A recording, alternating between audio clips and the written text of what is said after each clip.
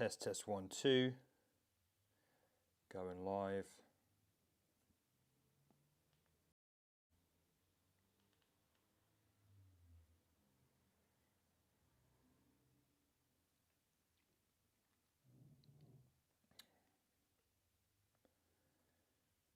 Probably demanding quite a lot of my internet right now.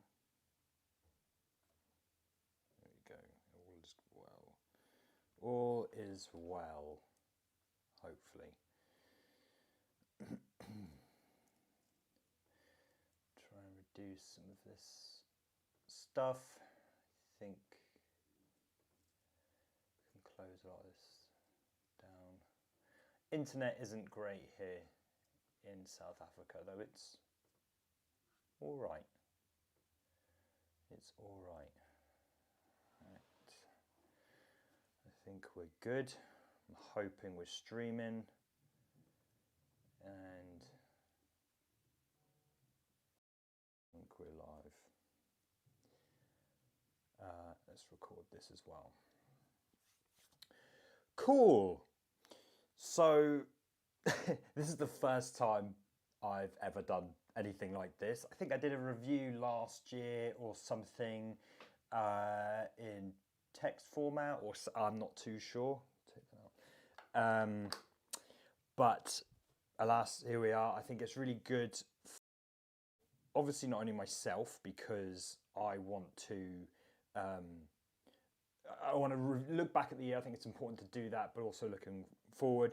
But hopefully it serves as a bit of, I don't know, an educational aspect for yourself as well. If you're thinking of becoming an entrepreneur, thinking of YouTube, thinking of anything regarding kind of growing an agency or doing sort of web development or design work. So fingers crossed this will serve all those things. Like I said, it's the first time I'm doing it. I've got my notes over here, so if I'm looking down here and whatever, I'm hoping I can elaborate on these notes rather than just kind of read through them. And I don't want this to take more than 30 minutes. So, so obviously from a accountability aspect, I think this is also quite good for me to do as well. So without further ado, let's get on with the session. So again, I'm going to be looking at the year 2023 as a whole, looking at how I did. As you might have guessed from the title, there were some ups and some downs, which I think is perfectly normal and good for business. And so I want to look at those and see how we can address those going forward and kind of what the future holds for myself, my business, and the YouTube channel. So if you don't know who I am, my name is Sam Gregory, or Samuel Gregory, and I've been doing Webflow content for the last 3 years over on YouTube here.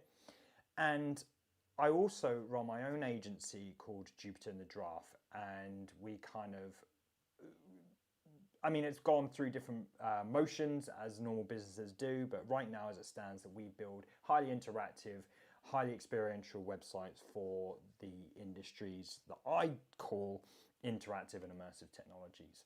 That's VR, AR, that's in live experiences, anything that kind of demands a lot of the how do you say, the blend of digital and human. That aside, I also run, as part of a service for Jupiter in the Draft, I do Flow State, which you might have seen at the beginning of some of my videos, which is basically an unlimited Webflow development service, which, yeah, I treat as just another service offered by Webflow, by Jupiter in the Draft. That's me. And myself, I've been a website developer for nearly 20 years, which is just bonkers when I think about it. Absolutely bonkers. Nearly 20 years. So I started the YouTube, quick rundown as well. I started YouTube to bring a lot of my web development knowledge and understanding and bring that to Webflow community. So that's me. So let's start. And I'm going to start back in 2022, and this is important for a few reasons, and it will tee me up later on when we start discussing some of the learnings and blah blah blah blah. But right back in 2022, we, as a company, Jupiter in the Draft, we were doing very, very well, but I was failing to kind of what I called, whether it was arbitrary or not, I don't know. I couldn't get to the next level, whatever that next level was. I think that was probably something along the lines of consistency of clients. I think that was along the lines of bigger and better clients. But there was a ceiling where I just could not figure out where I needed to go. So I started working with a business mentor. And we took a look at the business and the opportunities and all the rest of it. And I basically established kind of where we were struggling with positioning and all that lot. I was also kind of worried actually that we're heavily reliant on a very small number of clients. And that's dangerous for a business because if one drops out, you've kind of lost your main bloodline for revenue then. So I was kind of worried that we were too dependent on one client. So with that, working with this business mentor, we looked to establish a new niche, a niche that was a bit more refined than what we'd previously been going for because it was kind of all over the place. And I looked at my history, and for those that probably don't know, I used to have a theatre company based in London. And it was me and two other guys. And honestly, shout out to them. They're probably the best people I've ever worked with in terms of dedication, commitment. We all brought a lot to the table. We all brought our best work to the table. And that theatre company, we had, quite good success in London, but of course I don't run that now. I've stepped down from it and the company has since disbanded. But ultimately, I thought about that and I thought about my interest in AR, augmented reality, virtual reality, AI as well, just all these kind of emerging technologies, and sort of thought, well, why not merge the two? Why not bring the two together? And that's where this interactive and immersive client sort of niche came from. And I basically went off and did tons of market research, and this is quite tactful for you guys interested in this. I literally added so many people on LinkedIn and just said, sometimes it was a rotational approach to getting in contact with them. Sometimes it was just a hey, see if they respond. Sometimes it was like a hard sell where I say, hey, we're offering these services. Sometimes it was a soft sell of like, oh, I saw your work and all this kind of lot. And basically, I'm just going to start checking these off so I don't lose track.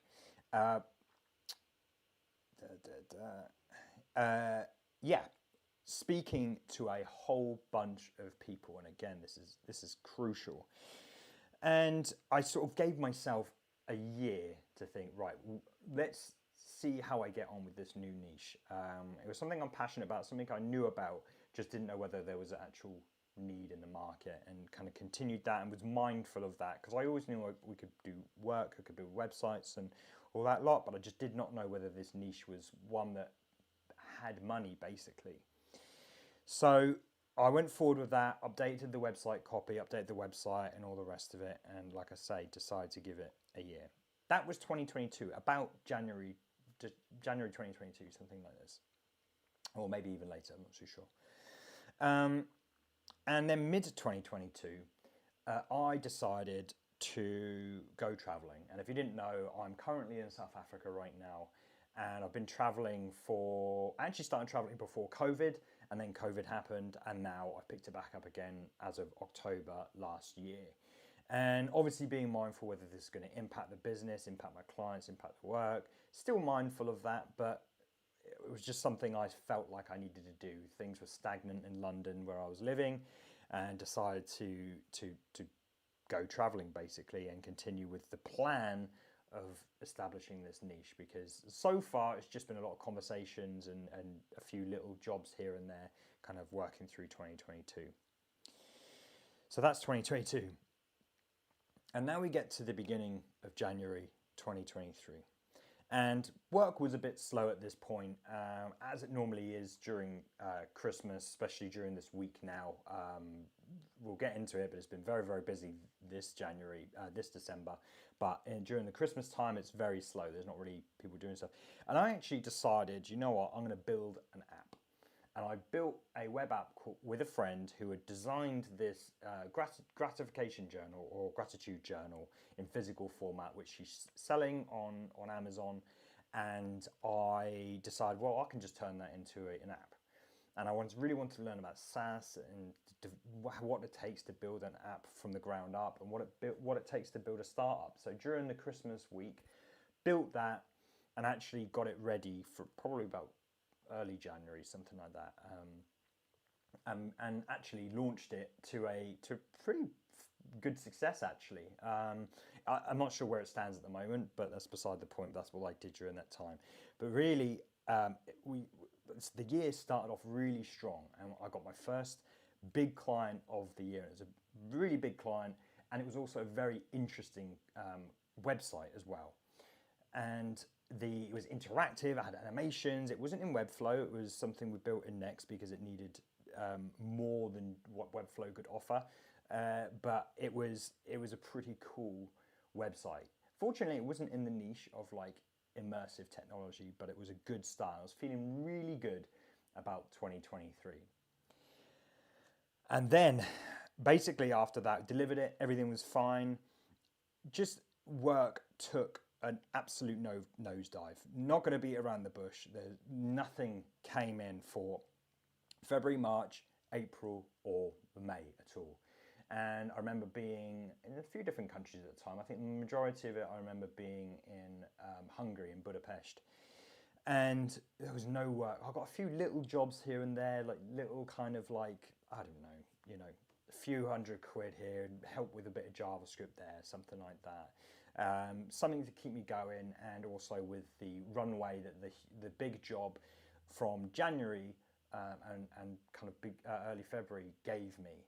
So I was still living off of that runway and getting kind of little jobs. So it was kind of going, but really, to not only be in a bit of a slump, but also not knowing what's next is a really dangerous place to be. I mean, the ideal place you want to be is you're working and you have work lined up and you can see where the next month's rent comes from, as it were. So it was a really grim time. I didn't know what I was going to do, and it really, really forced me to make a change. I needed to, not that I wanted to, I needed to do something to try and either attract new clients or whatever. And a mantra that I live by, and this might help you, is whenever I'm stuck, I think, where is the money? Where's the most immediate lifeline possible? Where is that money coming from? And that enables me to kind of focus. It's a very short-term, reminder that I give myself, but ultimately it's a focusing tactic. And honestly, the YouTube was one of those things where the money was at that point. I don't make a huge amount of money on YouTube. If you want me to go into that sort of stuff, let me know, and I happily will. But it was something that was kind of inconsistent in the amounts, but it was where money could be coming from, and that really enabled me to just look at my somewhat interesting relationship with Webflow. And I'm not sure how much I've divulged on this channel, but really I don't use Webflow a tremendous amount. Really, Webflow and Webflow and Code and this channel was really about taking my website knowledge and giving that to the Webflow community, because obviously a lot of the Webflow community are designers who have been empowered to build websites, but they lack a lot of that fundamental knowledge and all that kind of lot. So I thought I'll bring that to it. But I've never really managed to find a way to get work out of the YouTube. And again, let's not beat around the bush how YouTube help affiliate links. I will happily go into the affiliate link stuff, and that's really interesting as well, because to cut a long story short with the affiliate links and whatever, it's a ball ache to get started on them, signing up for them and all the rest of it. But the sooner you get going, the sooner you can have them all in your description of your YouTube channel and all the rest of it. But it's really a slow burner. And then all of a sudden, loads start coming in. So you won't see an immediate kind of result unless you have a huge audience right from the get-go and you're constantly promoting products and all the rest of it. You won't see an immediate thing, but it does build up, and then you start earning more. Certainly from my perspective, a little cheat that I'll give you Sign up for Amazon if you're using equipment, but don't get your friends to buy, because you need 3 purchases on Amazon to be an Amazon affiliate. Get your mates to buy 3 items just so you can get on the Amazon program. I was so stupid. I signed up for it a bunch of times, didn't make any sales because, like I say, it's a slow burner. Tried even producing intentional episodes that are meant to kind of sell products, Black Friday and all the rest of it. I wasn't getting anywhere, and I thought, why don't I just get my friends to just buy some products? And I got on the program, and now I'm on it, and now I don't need to worry about it. I'll be honest, I don't get a lot from Amazon, but it's just another avenue that you can look into. And there are many other avenues that you can look into from affiliate, like theme building and stuff like that. Not something I've really ventured into, but it can and does add up. I get a lot from Framer, for instance. So, hey, pretty good pizza, how's it going? So yeah, it's definitely something you get started on. Definitely something, as with everything that I'm speaking about, it's all a slow burn. Really is the long game, and especially with affiliate links. So, and I bet there are people who are doing way better than me with affiliates. So that was a long story short version of that. So with Webflow, I have an interesting relationship with it. I don't use it on a day-to-day basis. I was never particularly, it never really served the purpose that I wanted to do as a web developer, because it's such a subset of tools used to build websites. No worries. I hope you can make loads of money from it.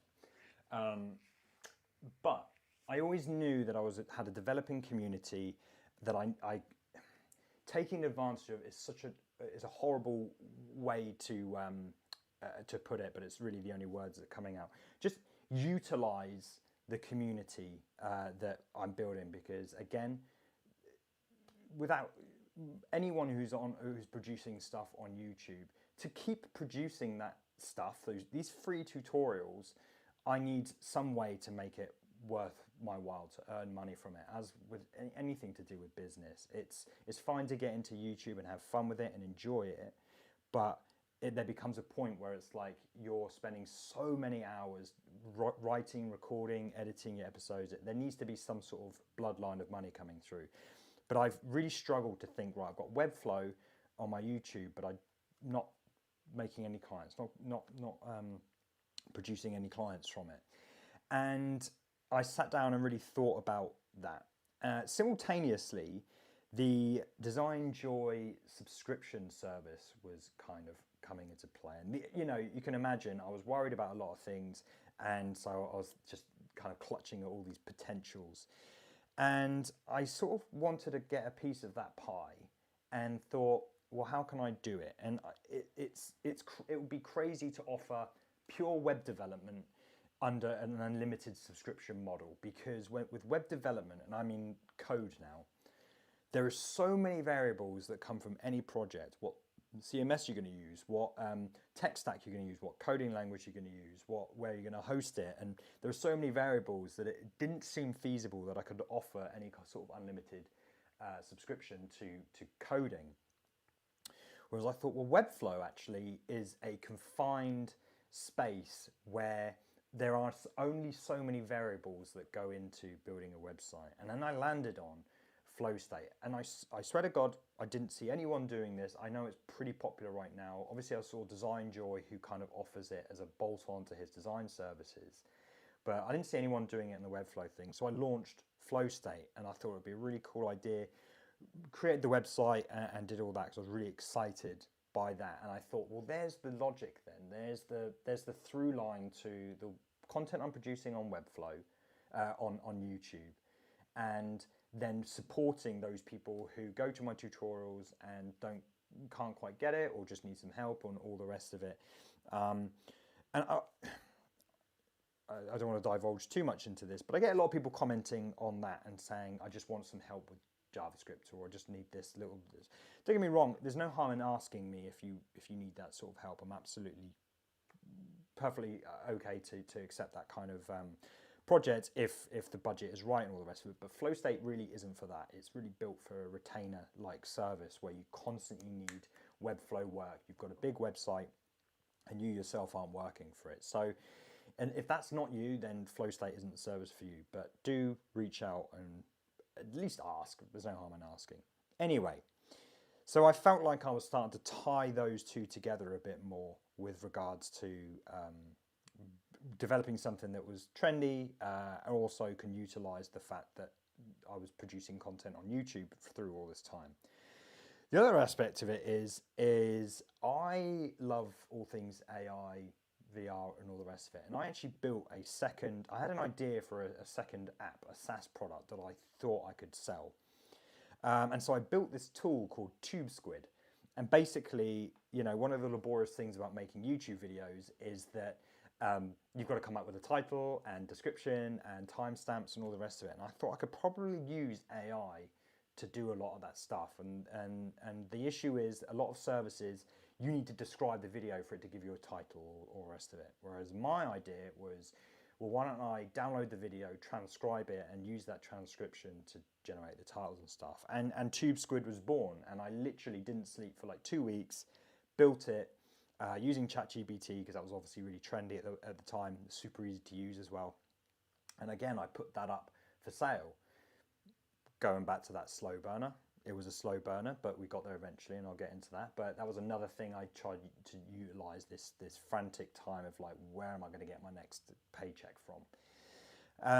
So I built TubeSquid during that time as well. So doubling down, and also given that I found that synergy between flow state and the YouTube, it meant I really doubled down on the Webflow content as well. So if you followed me for a long time, you'll know that I've kind of gone in and out of Webflow, well, actually in and out of Webflow once. I kind of went more Pinegrow stuff and then sort of broadened out, but decided, you know what, I'm really going to absolutely double down on the Webflow content, because the more broad you are, the harder YouTube finds to recommend you to certain people. So having a narrower niche is really useful. So I really doubled down on the Webflow content as well, which I'd hope would feed more into the flow state stuff. Be interesting if anyone goes back and watches those videos and can kind of piece all this together. I don't know if it's even possible, no idea, but it would be interesting to know. As I mentioned, it was a super slow start to all this, because all this stuff takes so much time. Nothing is an overnight success, absolutely nothing. And I actually had a call today. Again, another really useful thing you might find is that there's an app called Lunch Club. And every single week I get matched up with a random stranger and we just talk shop for 45 minutes. It's just a way to have a beer or, you know, a bit of lunch or whatever and just talk to someone. Why was I talking about Lunch Club? Oh, I had a call today with someone, and I basically said entrepreneurship is a long-term endeavor. If you want to go and work for someone, then that's instant success. Success, you know, you got money coming in and all the rest of it. It's very quick to earn a lot of money. You know, you're talking about 5 years and you're already probably six figures, yeah, like 100K, yeah, something like that. You know, you're already there. Whereas entrepreneurship and running a company and stuff, and even freelancer, you're committing to a 10-year period. And it doesn't mean 10 years of absolute slug, you know, rubbish. It can obviously be really good during those 10 years, but the payoff really does come. And 10 years is arbitrary, but the point I'm making is it's a significant amount of time, a longer amount of time to reach that success. And then the ceiling is a lot higher than from an earning perspective. So yeah, so that's the one thing I'll say though. Everything is such a slow burn, and you get better with every year, with every attempt, with every throwing shit at the wall and seeing what sticks. You get better at it. You just need to accept that it's just going to be a long-term thing. So there we go. I did those things, launched them, and would hope for the best. The other thing I decided to do at this point as well, maybe it was more of a self-doubting response, but I also decided to kind of simplify things a bit more and not be so greedy. And what I mean by that is only take projects of a certain size, only take certain types of projects. I was very picky with that, and I sort of came to the conclusion that beggars can't be choosers, and that, you know, why not be open to smaller projects and this, that, and the other, and really recapture what it is to do work, because when you get projects, you know, the more frequent you get projects, the better you get at sales. Or sorry, not necessarily projects, but the more you do something, the better you get at it. But I was going months without doing a sales call, or weeks maybe, without doing a sales call. So I was getting bad at it. Whereas if I took on smaller jobs or had more calls or whatever, then I would have more experience doing those things. And rather than turning my nose up at smaller projects just because it's like, well, you know, this is my MLE or whatever, I sort of made that decision within itself. And so far, all of these have been bets that I made that I didn't necessarily know were going to pan out. But these were just some of the decisions that I came across. And then this is August now. And a client came through, which is a pretty good client that I thought would be a great candidate for Flow State. The project itself wasn't a Flow State project, but certainly we could do the project and then I could transition them onto Flow State, that retainer kind of service. And this was a real exciting moment, because you can imagine from January to August, nothing had really come through, nothing significant. And so this was a real turning point in hopefully the rest of the year, which it was, but I won't spoil that for now. So that was really good, and actually 2 months later from doing the project, they actually signed on to Flow State, and they've been a client ever since, and everything's going great there. So that's really good. A few smaller jobs came in as well, but these also seem like a good prospect, and this is something I'll get into a little bit later on. Oh, good. I'm glad you find it insightful, because I'm just spewing here. So yeah, really glad you find it insightful.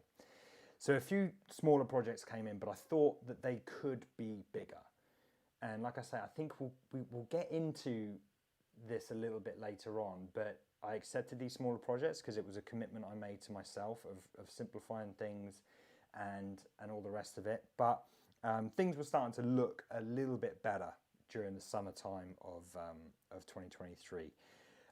So it was pretty cool. And Tube Squid actually it was really weird, actually. This is off-piste. I forgot about this. But I had no clients from Tube Squid.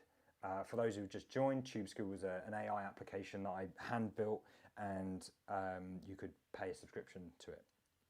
And it was always this burden that was happening. Like, I wanted to improve it. We didn't have any we didn't have any subscribers. I wanted to improve it. Couldn't find time to improve it, and it was always this burden of like, oh crap, I need to fix that bug on Tube Squid, crap, I need to do this, that and the other. And I thought, you know what, I'm going to just try and sell it. And I put it on this website called acquire.com and put it up for something like 20 grand or something like this, seeing if I've got any bites. And I got a load of bites, and lots of people looking at the signing NDAs and all this kind of lot. But the day after I put it up for sale, I just got a flood of people signing up to it. Like, not actually, a flood is a bit of an extreme, but you know, I got someone sign up for it. It's like, oh crap, this is actually really, really exciting. I kind of woke up and I had a paying subscriber, and then another and another, and it was just so funny how months had gone by with zero, and then I put up for sale, and then all of a sudden you get subscribers. So this was a really interesting, kind of encouraging turning point. And again, a reminder that just this stuff takes time, and I would say this is pretty quick. A couple of months is probably a pretty quick time to start to see the fruits of your labor. Really, this stuff takes years. So that was quite cool. And obviously we had the Flow State client as well, which was good because it allowed me to focus more on outreach, and I was earning money. It was guaranteed sort of money coming in, which probably I haven't made a note about this, but so I'll make it now whilst I'm remembering it. Focusing more on what's the word? Repeated revenue, basically. A way to guarantee income each month is I think it's so important to business. I used to hate the idea. I just want to build a website and then just say, see you later, I'm done with it. I don't want to have to deal with that anymore. You know, it was fun while it lasted, but I'm done with this now. But it's just not good business sense to do that, unfortunately. And I'm okay with saying that there needs to be at least some sort of longevity. So again, we're going off piste here, but if you are offering websites, I'd be really interested to know in the chat actually what are people doing? Like, are you building a product? Are you running a service? Are you doing design? Are you doing web development or whatever? Really, really interested to know who's kind of watching now. But taking your discipline, whatever it is you do, and turning it into a you know, a 3-month endeavor. We build your website. We review you install something like Hotjar, where you then say, in the second month of this project, we then review it and then we make updates. Like, making it into a more long-term thing doesn't necessarily mean you have to charge tons more for it, but it's just setting up a plan where you can say, look, pay us a little bit less over a longer period of time, and that enables you to have just a better money management. I think that's just a better way to run business. And we'll get into more ways, which I'm currently not doing, which I want to do in the future a little bit later on. But if you can establish some way, recurring revenue is what I was saying. If you can establish that, if you can think of a way to do that, then really try and do that. Yeah. So I think I said this already, but we had a few projects came in which I knew could lead on to bigger clients. So I took that gamble and I was like, you know what, this isn't a huge money earner, but it certainly is something I could see going into the future as well. Which then brings us to November. And things were looking good and more positive than they had been. But I looked at our finances, which is, again, a really good thing for you to do, is just look at your income and average those out. Take a look at your last 6 months of income and take all the values, and then you can start projecting, oh, this is how much we're going to earn, or this is how much profit we're going to make. You're then able to make so many good business decisions just having that knowledge.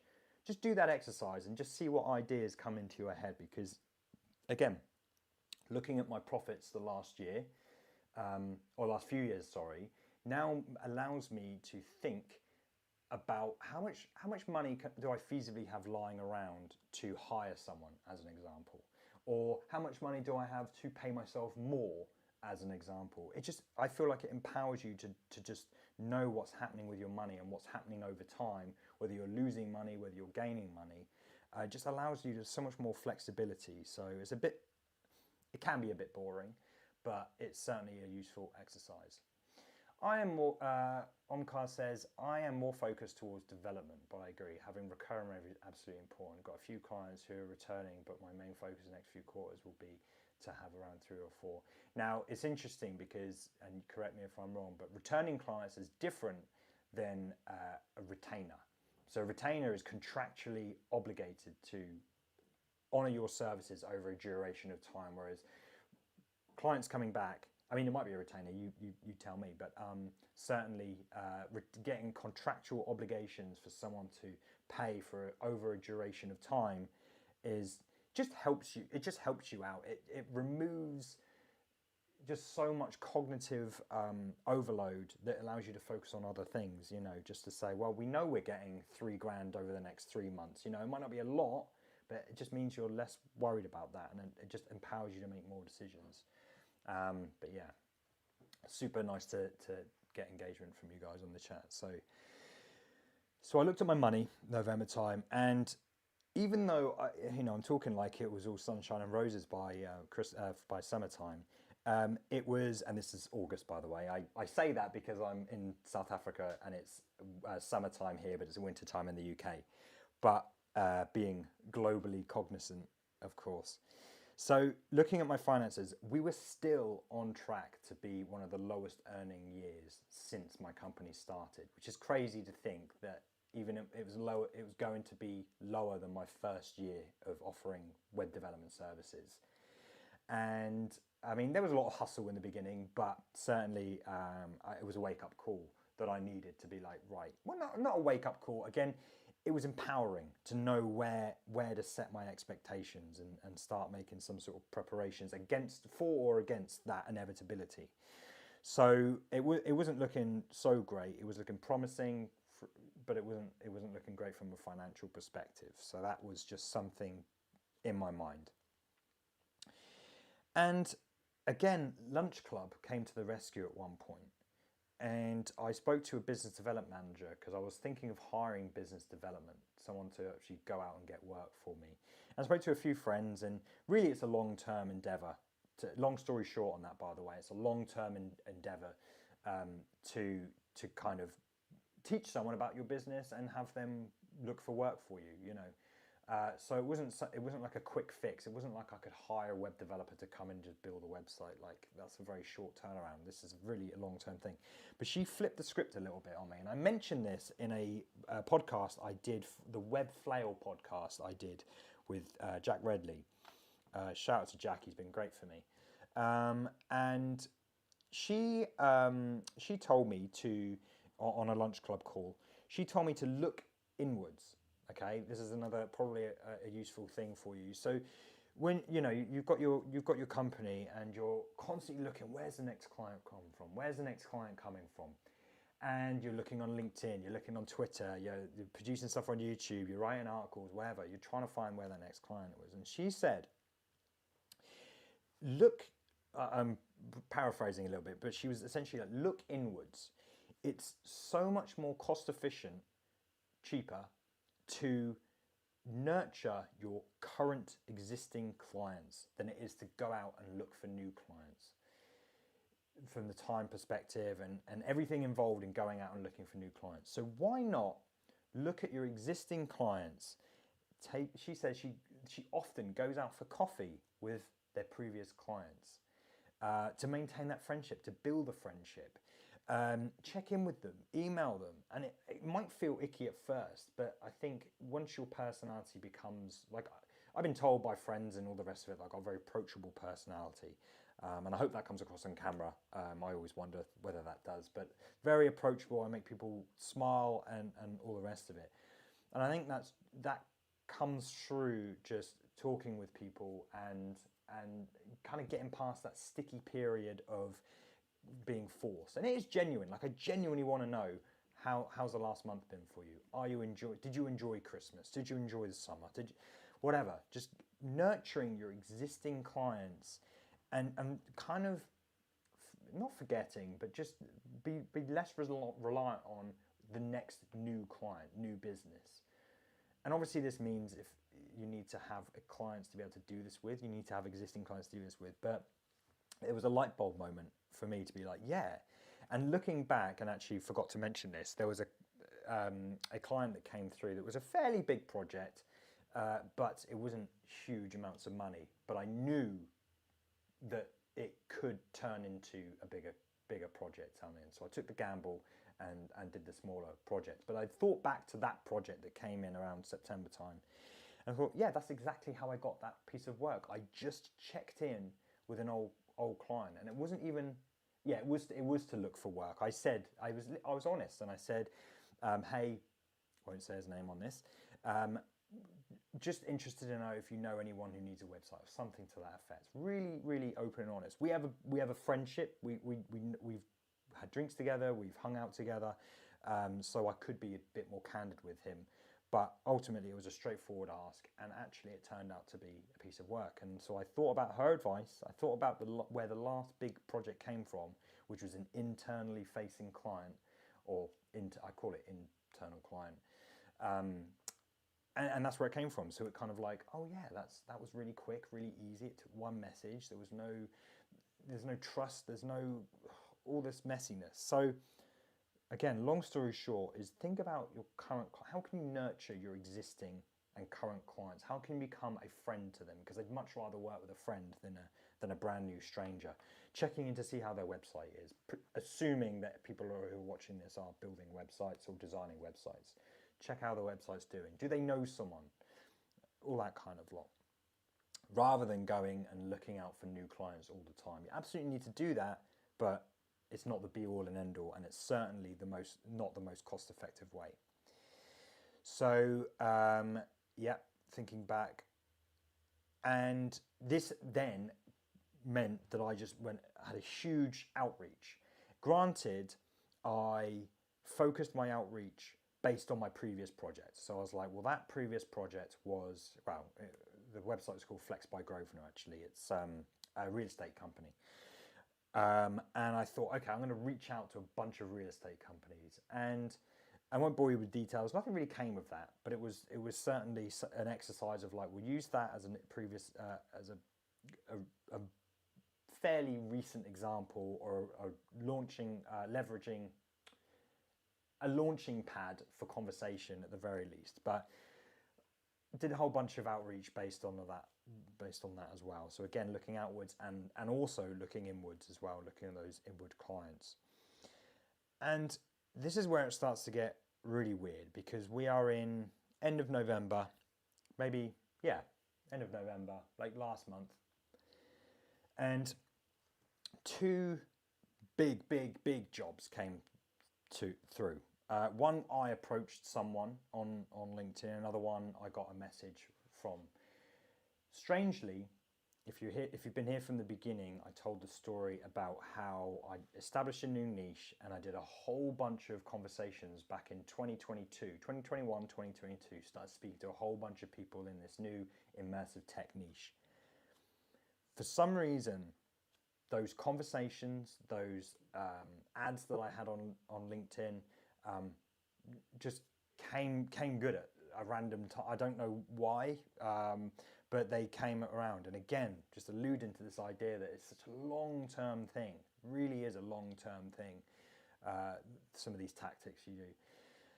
They came good, and I was discussing big projects and very exciting projects with some immersive industries, and they've not launched yet, and I look forward to being able to share them with you, because they are pretty cool. But I say this just because it was through conversations that I had a year before that was starting to slowly pay off, which is really cool. And then it was kind of like this weird, over the last few weeks, you know, we're into December now, it was like a snowball. Like some of the outreach I've been doing, people were coming back to me, some of the following up with clients I was doing that I'd had previously, they were saying yes to work. I was working on 2 big projects, and the last few weeks have been absolutely crazy with doing, I think I was juggling like 5 projects at one point, which was bonkers. And we'll get into my learnings of that in a second. So things turned around very quickly, but through the process, a long drawn out process, it just sort of started clicking and felt really good. It was like I was jumping on calls, it goes back to that point I made about the more often you're doing something, the better you are at it. So I was jumping on calls, doing a lot of outreach and stuff, and it felt very natural to me, for me to do that, because I've been doing it so often. So it was really cool. And yeah, so people started coming back, and to the point of some of the conversations I was having, and this is probably another bit of advice as well, is like, if you can, at least introduce the conversation of like, is this urgent? And if not, can we push it back to January, February, whatever, which is exactly what I did. It was like, right, what is this urgent right now? And a lot of the times it wasn't urgent. And so it's like, okay, cool, let's book you in for thing. And if you can, take a deposit down for that. I'm a hypocrite because I actually haven't. I've taken a deposit for one project actually, and the other one I did for like cheap because I needed something now. Did it for super cheap. So technically, there's a deposit there, but it wasn't. It's not like a significant amount of money. But yeah, say look, if I can take some money down now, and then we can start it in January, February, or whatever. So don't be afraid to say that. I think I can just try it, but let it come out, and maybe the first time it comes out it sounds crazy, or you sound really rigid, or you sound really whatever, but it's just business. You're just out there to help people to achieve what they need to achieve. It's life, you know. I think we run away from the money conversations and all that kind of lot, and that was just like, look, I'm here to help you, and let's work out a way to make that happen. Let's take a deposit down and we'll get cracking on it in the new year. So that was really cool. Really good feeling to be like, I've got projects now, got projects lined up in the new year, and hopefully we can extend that. So yeah, December, very busy month. The final thing, just to wrap up the year, was that even though I had paying subscribers to TubeSquid, which is my AI app, it became a burden. mentally that I wanted to develop it. I wanted to build more of it and get more subscribers, but the subscriber count was slowly dwindling. I think in part because the AI hype was dying down a little bit or whatever, but I decided to kind of close down TubeSquid because through this learning, which is the next kind of bit in this talk, it was like I decided I needed to focus my priorities, and TubeSquid, as fun as it was and as great as it is, it just wasn't a priority, and it was costing me more to run than it was that I was earning. So decided to close that down and be done with it. So that was a kind of abrupt end to something in December, based on the, now we get to the end of the year and kind of looking back and all the rest of it. So I meet up with, again, find some people for accountability, because I meet up every week. Shout out to Joel. I meet up every single week with a friend called Joel, and we discuss business. We discuss what we're doing and how we're doing it, and we challenge each other and all the rest of it. And every year we do the yearly goal setting that is important to do every single year. And part of that was looking at what's important, where should I focus my attention, and all the rest of it. So that's why I kind of got rid of TubeSquid. I also watched Ali Abdaal, right? And I don't know whether you guys know Ali Abdaal. He's kind of known for his productivity stuff, but he released this really candid video about priorities in life. And I won't labor on this subject all too much, but he certainly spoke about of having success, not being entirely happy, or at least speaking to millionaires, you know, who earn loads of money and still not being entirely happy. And for those that don't know, I travel. I have a very modest life. I'm not saying that I don't live a lavish life, and I don't mind that. I like simplicity. But certainly it made me think about what it is that I want to achieve. Where's my cutoff point? If I was earning, you know, whatever, where would be my point of like, okay, enough is enough. I don't need to work anymore because I'm earning the amount that I set myself back in December 2023. I said, look, I'm going to stop earning. I still haven't figured that amount out, by the way, but I have an idea. Actually, I probably have, you know, I probably have. And I won't bore you with the details, but there's a difference between the money my company earns and the money that I earn. And those are very different things. I can have millions in the company, but me, myself, I don't have those, and that's a legal thing. Anyway, so I sort of probably know my limits, where I want to be, and just that was just a really nice experience. I'll when this goes live or whatever, when it's uploaded to YouTube and all the rest of it, I'll link it below in the description. But really good video, really just gave me a slap in the face of like, really need to get my priorities straight on what I personally want out of life and how does my company fit into that. So it was a really interesting watch. So that was kind of it. And looking back, just to recap actually on some of that stuff.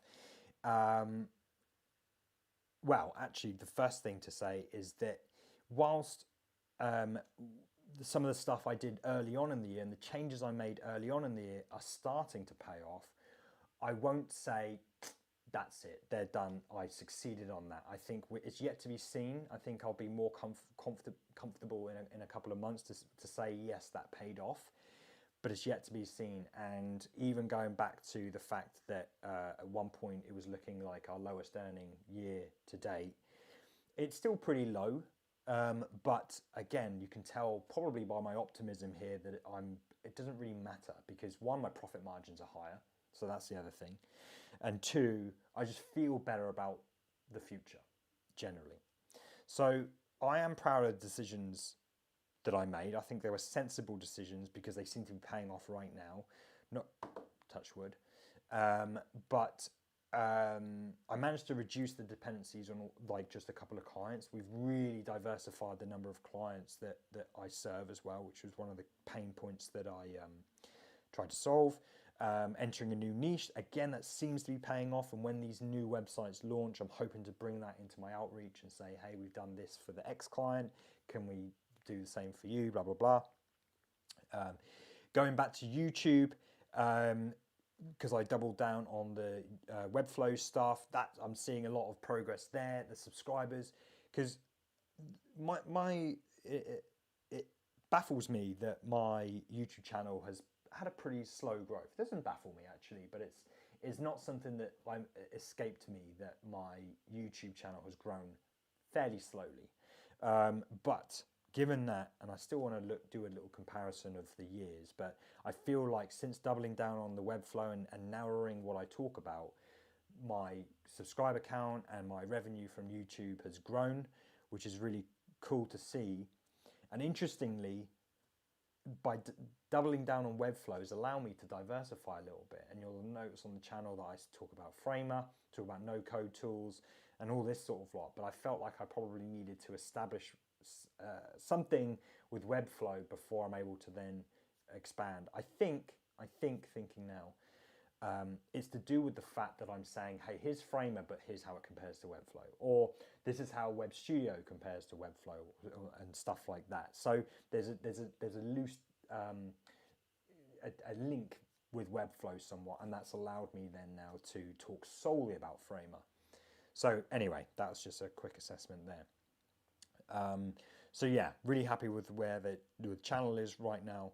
And I've got tons more content lined up for the future. Loads more tutorials as well, because I know people want more tutorials and all the rest of it. So really, looking back at the year, it's been ups and downs, but I'm proud of how it's ended. Yet to see that full transition through. Maybe I need to give myself a pat on the back, and maybe I have seen that full transition, but certainly it looks positive and whatever. And now, I thought this was going to be half an hour, 45 minutes, but no, we're way over. Well, an hour I sort of expected it to be. Let's wrap up by looking ahead, and then I'll take some questions, but by all means dump questions into the chat, because as you have been.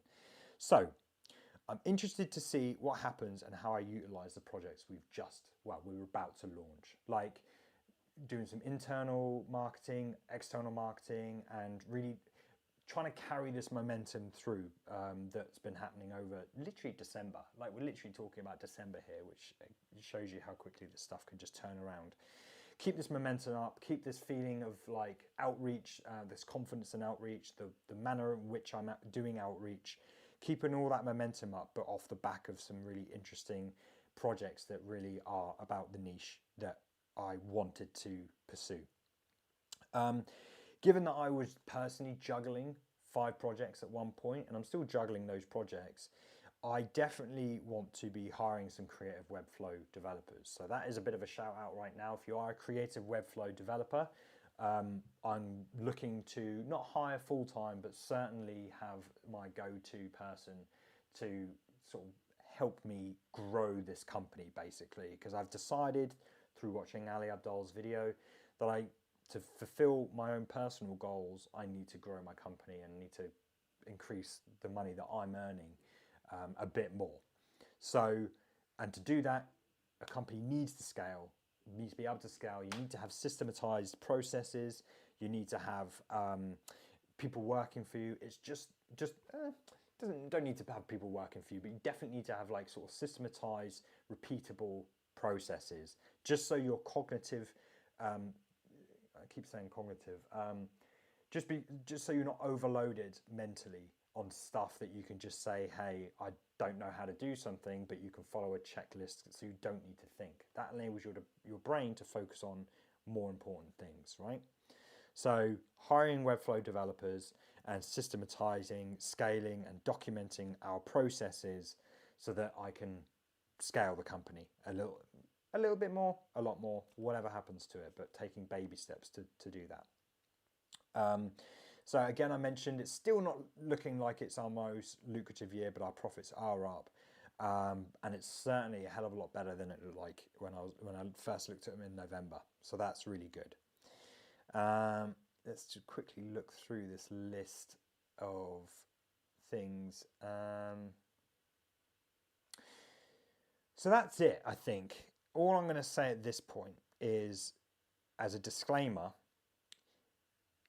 a lot of these decisions, a lot of these tactics really rest on what my personal goals are for my company. I can share these experiences with you and share what I've learned, but it's not going to be something that just applies to you. The things you do need to align with what you're doing, basically. So just a bit of a disclaimer there to just say what works for me might not work for you, and all the rest of it. And there's no point in applying some of this stuff if what you want to achieve is different than what if you just want to hire a bunch of people and grow a massive agency, some of these things might not apply to you, because you're not going to be the one doing the work. You're not going to be the one doing it because you're going to hire it out, as an example. I hope this inspires you and gives you a realistic view of the ups and downs, the trials and tribulations of running a company. I mentioned about how I do travel and I live a modest life right now. And again, I want to think about settling down, but actually, yeah, we'll get into that now. So, I travel, and I've started to think more about how might want to settle down in the future. Might want to settle down in the future. I don't know where, I don't know when, but I feel like there's more traveling goals that I have that I want to fulfill before my brain can even think about where I want to live or what house I want to buy and all the rest of it.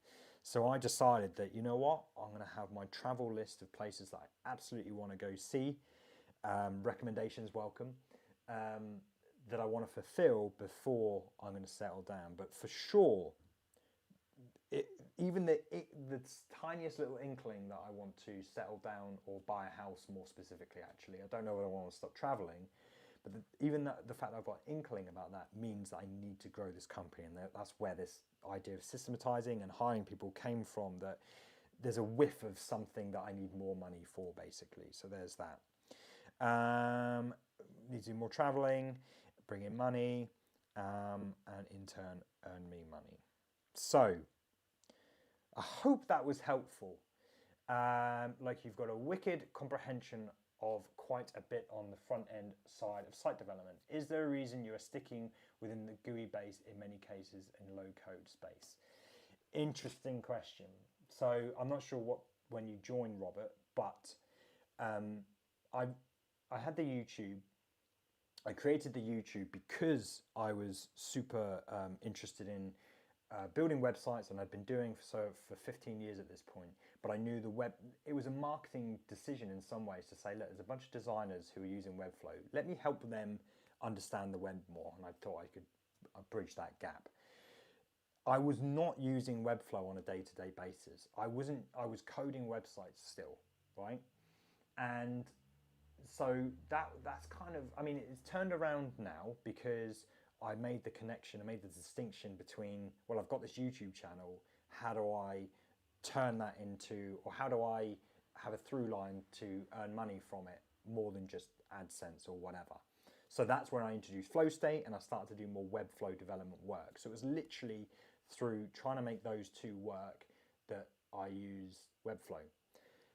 Again, I'm not sure how long you guys have been following me for, but I went through a stage of talking more about Pinegrow. And I love Pinegrow, but it's because it's a GUI that gives me, that writes everything that I need from a HTML and CSS perspective.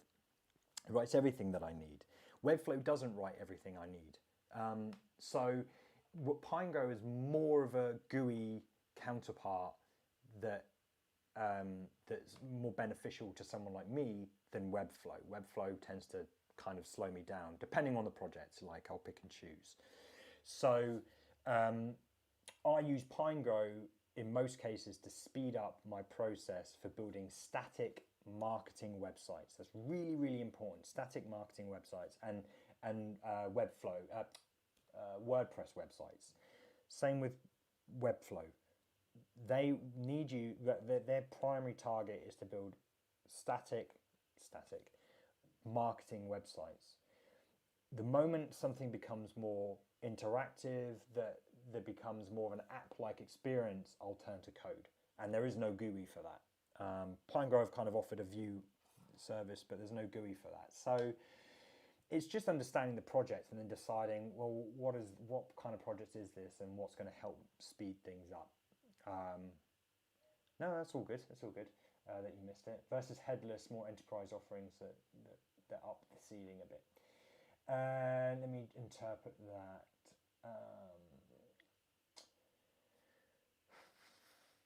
I think it just becomes, it's just dependent on the project, the client, what's needed.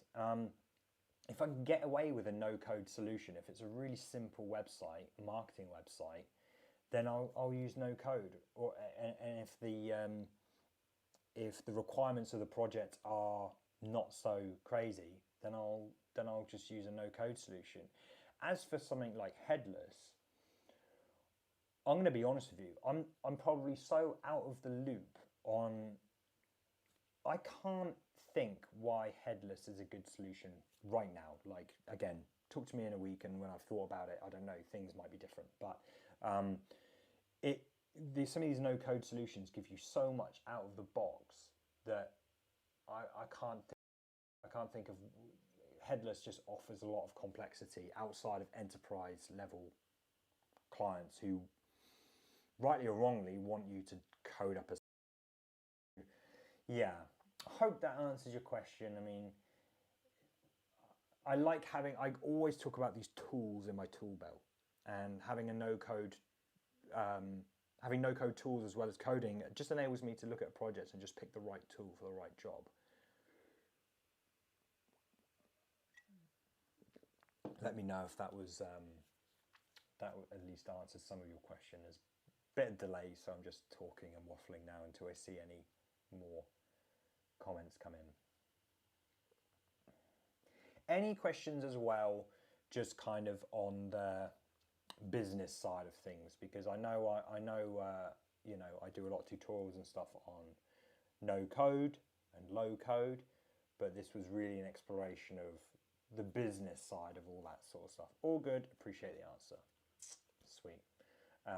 Still interested to know what all you guys do and what tools you use and what business you're trying to build, because for sure it probably tailors some of the answers to the questions.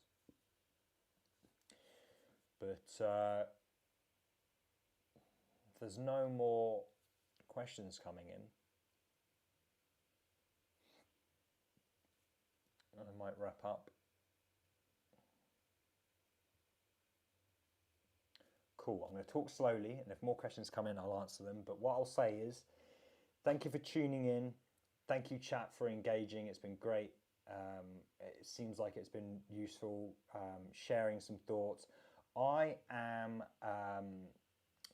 being part of the community, has Webflow reached out to you? Interesting point. No, the closest they've come is that they want me on their podcast, but I think because I am impartial to Webflow, they don't associate themselves with me. One of my biggest videos was like, I'm done with Webflow or something like this, and I criticized them. And honestly, guys, you can't live inside of a bubble. You cannot, like, if we challenge these tools, they will get better. We can't live in this bubble that everything's glorious and all the rest of it. And Webflow is just one tool of many. And what I believe, if we criticize them or call them out on where they're coming up short, then they will get better, whether they like it or not. But I don't think Webflow want to associate themselves with me for whatever reason. The closest I've come to is that I reached out to them to be on their podcast, and they are interested in me being on their podcast. And the guy who runs the podcast, Matthew Munger, who I spoke to, he actually watches my stuff and appreciates the fact that I'm really honest. And he said, like, is there anything you want me to take forward or make suggestions? And my biggest suggestion at the time was being able to control the interactions with JavaScript. That would be really great. I think I could offer them a few suggestions and things like that. I feel like I understand the tool well enough to be able to do that, and I appreciate building products as well. That's the other thing. You know, people make requests and feature requests, but at the end of the day, they've got to make money, and they've got to you've got to balance those opinions out. And I'm open to the fact that I can't just ask for anything I want. So yeah, so it's I've lost train of thought because I was just reading some of these messages coming through. But ultimately, yeah, I think it would be interesting to sit down with them a bit more and try and get some negotiations going through. I think they could be better from an area and interactions point of view. But again, these are criticisms I've made on my channel as well. So current dealing with trying to import a table into our blog. Living nightmare. Love the platform. Have you tried FinSuite's table at all for that, or just writing it out in VS Code or something like that and copy and pasting it? But tables have always been rubbish, but semantically they're amazing. So I understand why people need them.